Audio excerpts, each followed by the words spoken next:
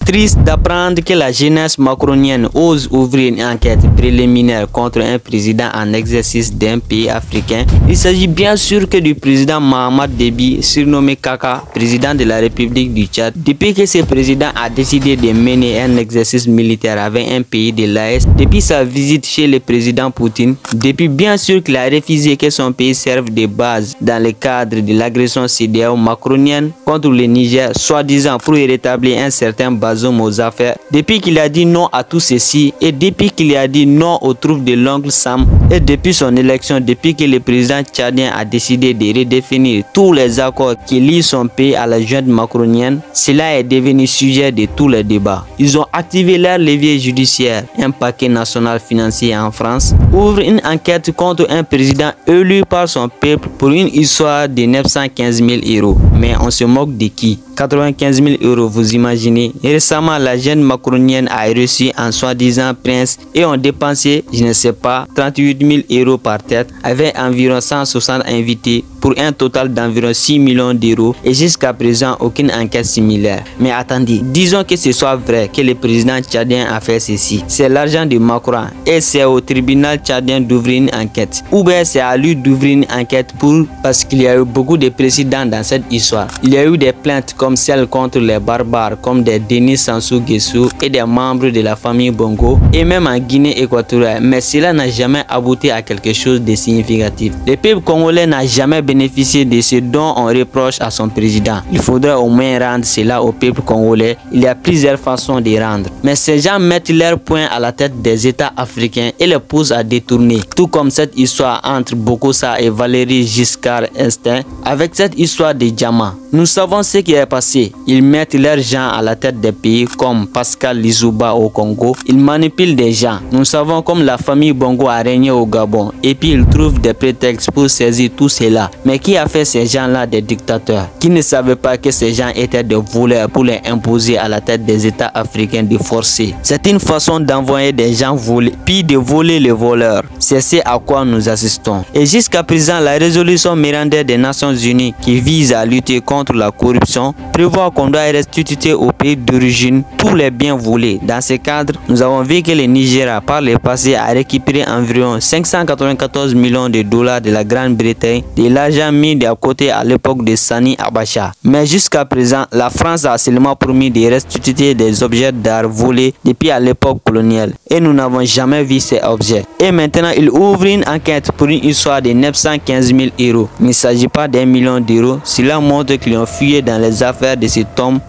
en vain, n'obtenant pas grand-chose. Le président actuel du Tchad est le fils d'un président, donc il sait de quoi parle. Nous ne pouvons même pas justifier 2 millions d'euros. Et maintenant, il parle de 915 000 €. À vérifier bien sûr. Je ne défends pas des détournements de fonds publics, nous combattons cela. Tout le monde connaît ma position par rapport au président du Tchad, parce que nous opposons à ceux qui travaillent pour la France-Afrique. Mais ici, on empiète sur la souveraineté d'un pays africain. Et il faut y réagir. Peuple d'Afrique, venons-en au fait. On dit qu'une société écran du Tchad a effectué des virements via à la Banque centrale du Tchad, BCC, des virements en 2021 et en avril 2023 pour permettre l'achat de costumes, des chemises et des sahariens pour le compte du président tchadien. 57 costumes entre 9 000 et 13 000 €, environ 100 chemises à 800 € l'unité et des sahariennes à 7 500 € pour un total de 9 sahariennes. Ces faits viennent du journal Mediapart, déjà condamné de diffamation en France. Déjà condamné pour diffamation en France. Ce journal d'investigation enquête,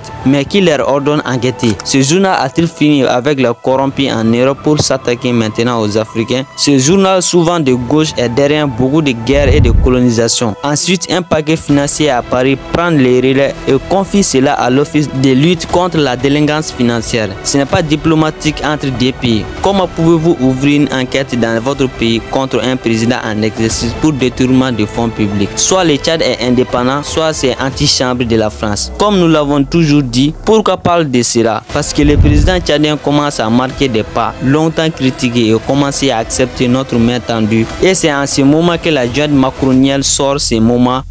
macronienne sort un dossier. N'oublions pas les présidents élus au Mali en 2013, renversés en 2020, paix à son âme, Ibrahim Boubacar Keïta. Il ne voulait pas négocier avec les rebelles algéro-français au nord du Mali, mais ils ont commencé à sortir des dossiers contre lui, comme le dossier Tomi. C'est le même cas de figure. On reprochait à cet ancien président du Mali d'avoir acheté des choses luxueuses, de s'être compromis avec un homme d'affaires travaillant pour la junte macronienne. De la même façon, il veut sortir un dossier contre ce jeune président tchadien qui dit non et commence à tourner le dos.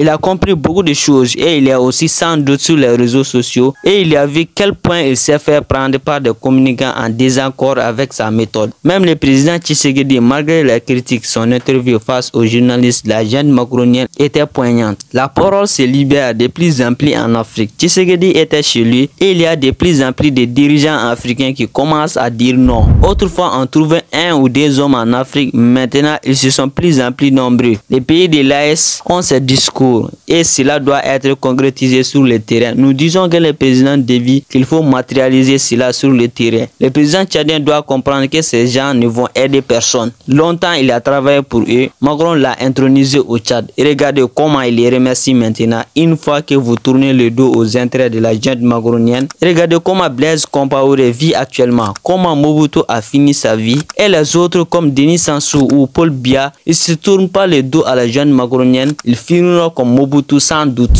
C'est l'occasion rêvée pour le Tchad de tourner définitivement le dos à cette junte macronienne et d'étendre l'espace de souveraineté de l'Afrique. Cet espace qui va du Mali au Burkina au Niger jusqu'au Tchad et même jusqu'à la République centrafricaine, même si le président Taoudera est un peu flou actuellement, cela fait déjà frontière avec la RD Congo. Il suffit de traverser Lumbangu, Chari et on est dans la ville de Songo. De l'autre côté de la RDC, il faut entendre cela de l'Afrique de l'Ouest jusqu'à l'Afrique centrale et cela peut continuer jusqu'à l'Afrique de l'Est, voire descendre vers l'Afrique du Sud. Il y a des pays en Afrique du Nord qui se battent aussi. Les autorités tchadiennes ont une occasion en or. Il faut ouvrir une enquête préliminaire contre Macron. Il suffit d'ouvrir une enquête. Le président Mohamed Idriss Déby a une occasion en or. Son père est mort dans une condition très suspecte. Qui était derrière cela? Une telle enquête pourrait remonter jusqu'à Macron. C'est la meilleure façon de se faire respecter. Ouvrez une enquête contre votre président et venez nouer des accords avec nous juridiquement. Nous allons participer à l'attaque de la junte macronienne. Il est temps d'ouvrir les yeux. Les jeunes africains doivent entreprendre et il faut bosser nos économies. Les jeunes africains de toute l'Afrique centrale, de toute l'Afrique de l'Ouest, de toute l'Afrique du Nord, de toute l'Afrique australe, cela fait des millénaires que nous sommes des travailleurs. Mais ils ont fait croire que l'Afrique est pauvre, que nous ne savons pas travailler, alors que nous avons toujours travaillé. Profitons de cela pour nous relever.